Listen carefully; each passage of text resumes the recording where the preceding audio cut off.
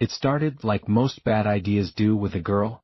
Her name was Chloe. That we weren't dating, not really. That we were in that nebulous, frustrating zone of hanging out, a term that covers everything from watching a movie on opposite ends of the couch to nights that end with tangled limbs and a desperate, unspoken agreement to never mention it again. She was a friend of a friend from college, and we'd ended up in Butte, Montana, of all places, for a summer internship at the same environmental consulting firm. IT was a temporary gig, a way to get some field experience and enough money to not live on ramen for the next semester. Butte is a strange town. It's a city built on a copper mine, literally. The Berkeley Pit is this massive, gaping wound in the earth, a lake of toxic, acidic water that's a permanent scar from the mining days. The whole place has this feeling of something that boomed too fast and then just stopped. Grand old brick buildings stand next to vacant lots, and the air, even on a good day, has a faint, metallic tang. Chloe loved it. She was an environmental science major, so the whole tragic beauty of a post-industrial landscape was catnip to her. I was a geology major, so I got it, intellectually. But the place gave me the creeps. It felt hollowed out. This particular night was a Tuesday in late July. We'd gotten off work, grabbed some burgers from a dive bar called the MUM, and were just walking, killing time. The sun was setting, casting long, distorted shadows from the head frames, the skeletal remains of the mine elevators, that dotted the skyline. The air was cool, a sharp contrast to the warmth of the day. I was walking a half step behind her, a position I found myself in often. It gave me a chance to look at her without it being too obvious. Chloe had this effortless magnetism. She had dark, wavy hair that fell just past her shoulders, and she was always tucking it behind her ear in a way that made me focus on the delicate line of her jaw. That night, she was wearing a faded Smith's t-shirt and tight, faded jeans that hugged her hips and showed off the curve of her ass in a way that was frankly distracting. I remember watching the way the denim stretched taut across the back of her thighs as she walked, the subtle shift of muscle. Her ankles were slim, disappearing into a pair of scuffed-up Converse. It was a stupid, mundane detail, but I found myself fixated on it, on the small, vulnerable bones there. "It's so quiet," she said, her voice cutting through the evening stillness. "I love it. After Boston, it's like silence you can actually hear." "It's creepy," I said, shoving my hands in my pockets. "It feels like we're the last people on Earth." She laughed, a sound that was too bright for the gathering gloom.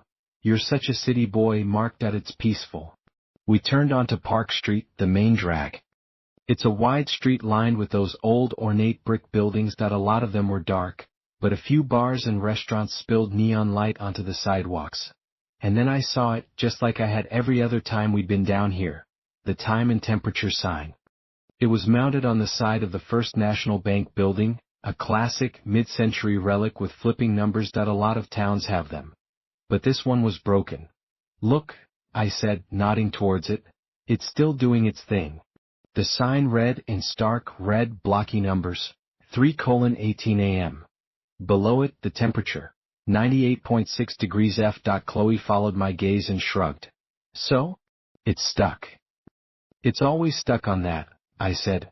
"Every single time I've looked. Day, night, rain, shine. 3:18 and 98.6. "Weird," she said, not really listening. She was looking at a vintage clothing store window. "That's body temperature, 98.6. "I know," I said. I'd looked it up after the first time I'd noticed it. "And 3:18, that's a weirdly specific time to be stuck on. Not 12 o'clock, not 4:20.3:18. Maybe it's when the bank robber got shot or something," she said, turning back to me with a playful smile. "A ghost in the machine." I forced a smile back. "Yeah, maybe. But it bugged me. It was a small thing, a glitch in the backdrop of the town, but it felt intentional, like a wrong note held in a song. 3:18 a.m. The dead of night. 98.6 degrees. The temperature of a living human being. It felt like a statement. A claim. We kept walking, and I tried to put it out of my mind. The evening was pleasant. The breeze carried the smell of fried food from a diner. I was with a beautiful girl. I should have been enjoying myself. But my eyes kept drifting back to Chloe, and not in a good way, not just with attraction but with a kind of measurement. I looked at the pale skin of her throat, the pulse I could see beating their 98.6 degrees that I imagined placing my fingers against it, feeling that living warmth. The thought was intimate and clinical at the same time, and it unsettled me. We decided to cut through an alley to get to a coffee shop she liked. The alley was narrow, damp, smelling of old brick and garbage. The light from the street didn't penetrate far, and the further we went, the darker it got. Our footsteps echoed, a syncopated rhythm that felt too loud. That's when we saw him. He was just standing there, about 50 feet ahead, where the alley met the next cross street. That he was silhouetted against the distant street light, a tall, thin figure. That he wasn't moving, that he was just watching us approach. My steps slowed. Chloe, sensing my hesitation, glanced at me and then followed my gaze. "What's he doing?" she whispered. "I don't know," I muttered. "Just keep walking." As we got closer, details emerged that he was wearing a dark, heavy-looking coat, which was strange for a summer evening, even a cool one in Montana. His hair was long and lank, falling around his face. That I couldn't make out his features, just the pale, moon-like oval of his face in the shadows. We were about 20 feet away when he took a step forward into a patch of dim light from a second-story window. That he was older than I'd first thought, maybe in his late 40s or early 50s. His face was gaunt, all sharp angles and deep hollows, but his eyes, they were what held me. They were wide, too wide, and unnervingly still. They didn't dart around, didn't blink normally, they just fixed on us. He didn't say anything. That he just stared. My heart was starting to thump a little harder against my ribs. This was more than just a weird dude in an alley. There was an intensity to his stillness that felt predatory. Chloe's hand found my arm, her fingers gripping my bicep. That I could feel the pressure of each individual finger. That I could feel the warmth of her skin through my shirt. 98.6 degrees. The thought popped into my head, unbidden and grotesque, that we were parallel to him now. The alley was narrow enough that we had to pass within a few feet of him. That I kept my eyes forward, trying to project a confidence I didn't feel. That I could feel his gaze on the side of my face, a physical pressure. Just as we were about to pass him, he spoke. His voice was dry, raspy, like stones grinding together. "It's always that time, you know." I stopped. That I couldn't help it. That I turned my head to look at him. That he was still staring straight ahead, not at me, but at the space I had just occupied. "What?" I said, my own voice sounding thin. Slowly, very slowly, his head turned towards me. The movement was unnervingly smooth, like a machine. His eyes locked onto mine. They were a pale, watery blue. "The sign," he rasped. "It's always 3:18. That it's always 98.6. That it's the only time that matters, the only temperature." A cold knot tightened in my stomach. Chloe's grip on my arm tightened. "Mark, let's go," she whispered, her voice urgent. The man's lips stretched into a smile. It was a terrible, lifeless gesture. There was no warmth in it, no humor. "It's when you check to see if you're still alive." He let out a soft, wheezing sound that might have been a laugh, and then he turned and walked away, his long coat swirling around his ankles. That he didn't look back. That he just disappeared around the corner onto the well-lit street, as if he'd never been there. That we stood there for a full minute, frozen. The only sound was the distant hum of a car and the frantic beating of my own heart. "What the hell was that?" Chloe finally breathed, releasing my arm. "I don't know," I said, my mouth dry. "A crazy person." But he was talking about the sign, the one we were just looking at.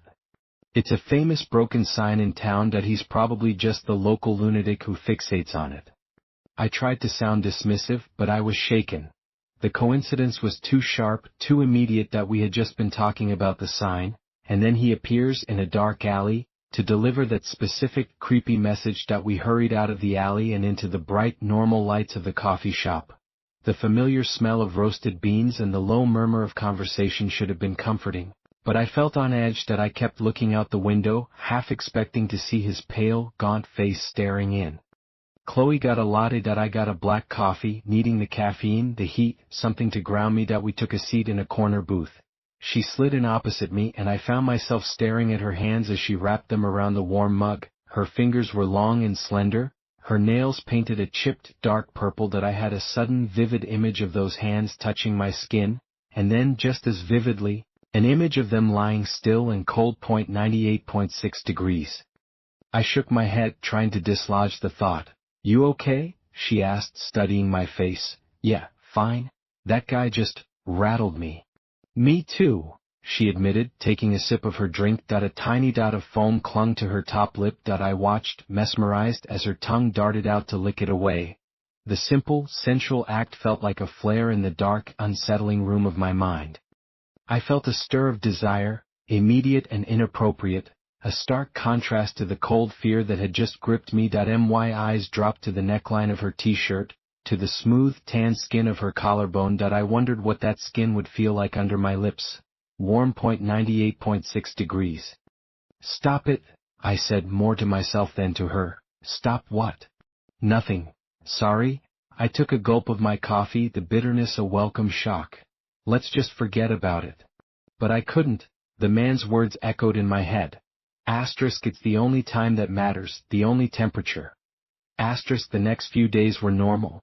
Work was tedious. We spent our days taking soil samples near the perimeter of the Berkeley pit. The place was even more unsettling up close.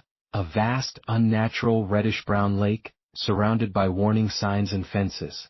The water was so acidic it could dissolve a boat hull in a matter of years.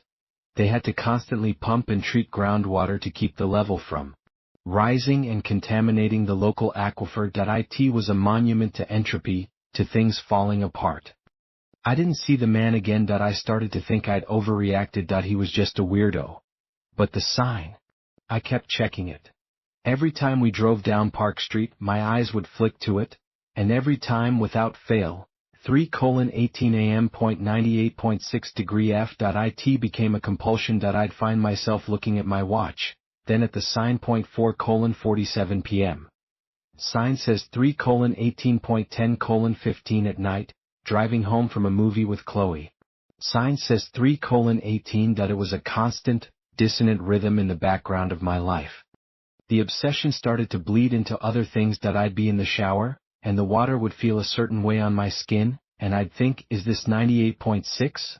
I'd wake up in the middle of the night and check the clock. 2:04 a.m. My mind would immediately supply, not 3:18. Not yet. Chloe noticed that we were in my shitty sublet apartment one night, watching a movie on my laptop. She was sitting on the floor, leaning back against the couch I was on. She had taken her hair down, and it cascaded over her shoulders. She was wearing a tank top and soft, cotton shorts.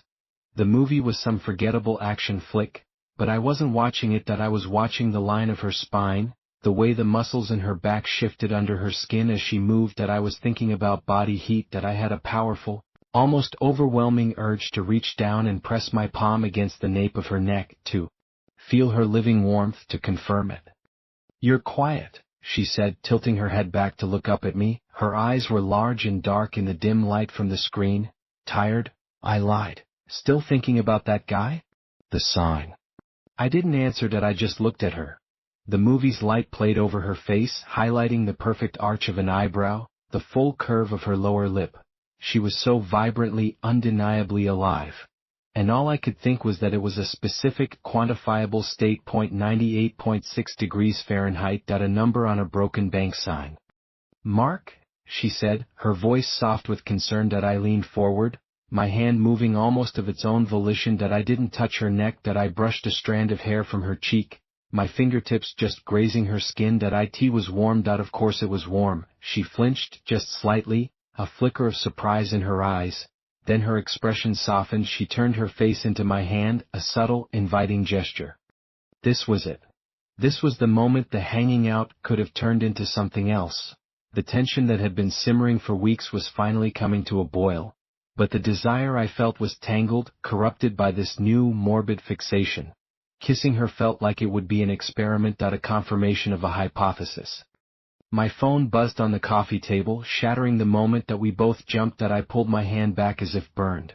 You should get that, she said, her voice a little tight. She turned back to the movie, pulling her knees up to her chest. I grabbed the phone. It was an unknown number. I almost didn't answer, but something made me swipe to accept. Hello. There was nothing at first, just silence. Then a faint rhythmic sound. A soft, wet, clicking noise, like a tongue detaching from a dry palate. Click, click, click. Hello? I said again, my voice sharper. The clicking stopped. And then, that dry, rasping voice I remembered from the alley. It's almost time. the man whispered. The line went dead that I stared at the phone, my blood running cold. How did he get my number? It was unlisted that I'd only had it for a couple of months since I moved here for the internship. Who was it? Chloe asked, her back still to me. Wrong number, I said, my voice trembling that I stood up. I think you should go, that I'm not feeling great. She turned, her face a mask of confusion and hurt. Seriously? Mark, what is going on with you? Nothing, that I'm just tired, that I have a headache. I was already walking towards the door, holding it open for her. She stood up slowly, gathering her things. She looked at me for a long moment, her eyes searching my face that I couldn't meet her gaze. I was too busy listening for sounds in the hallway, for the whisper of a long coat against the floor. Fine, she said finally, her tone clipped. She walked out, and I shut the door behind her, locking it immediately. That I leaned my forehead against the cool wood, listening to her footsteps recede down the stairs. Then I called the number back. That IT rang once and went to a generic, computerized voicemail.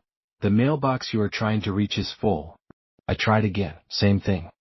Panic began to set in, a cold, sharp feeling in my chest. That I went to the window and peered through the blinds, down into the street. That IT was empty. Just the pools of light from the street lamps and the silent, sleeping houses. And then my eyes, drawn like a magnet, found the one thing I didn't want to see from my apartment window. I had a sliver of a view of the top of the First National Bank building. That I could just make out the red glow of the sign. 3:18 a.m. 98.6 degree F. It was 11:23 p.m. The next day at work was unbearable. The sun was blazing, and the air near the pit was thick and hazy. Chloe was distant, professional. She barely looked at me. That I tried to apologize, to explain about the phone call, but the words sounded insane even to me. Asterisk, a creepy guy.